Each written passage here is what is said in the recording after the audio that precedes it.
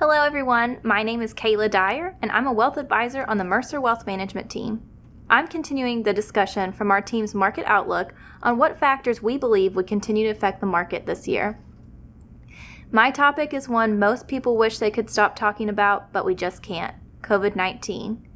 In January, our team predicted that COVID would still be an issue on the economy in 2022, and unfortunately, we were correct. Throughout the year, you may have known friends, family, or even yourself to contract the coronavirus. As of this video, the CDC's website lists 90 million Americans reported to have the coronavirus over the last 2.5 years. This doesn't consider the many number of Americans that have been asymptomatic and didn't realize they had COVID, or people who did not report their case.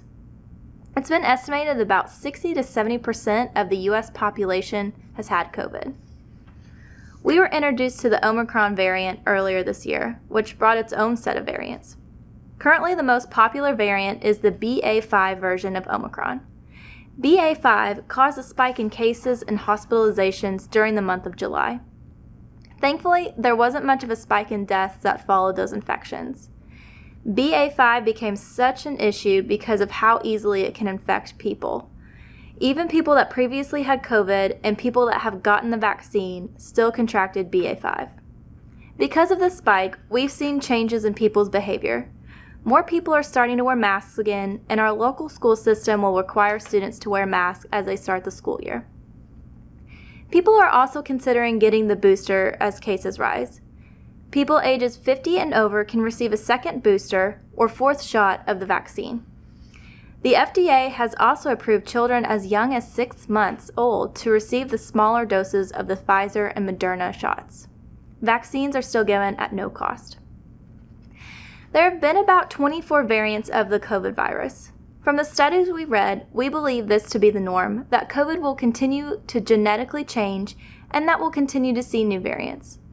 The rate that we see new variants may, and hopefully, slow, but we think we'll continue to see more. Each variant seems to be affecting people in different ways. The different vaccine and treatment providers have continued to say that they will update their vaccine's formula based on the variant they believe to be the most dominant, just like we're used to seeing with the flu vaccines. If you do contract COVID, there are a number of treatments the FDA has authorized for use, such as Paxlovid and Remdesivir.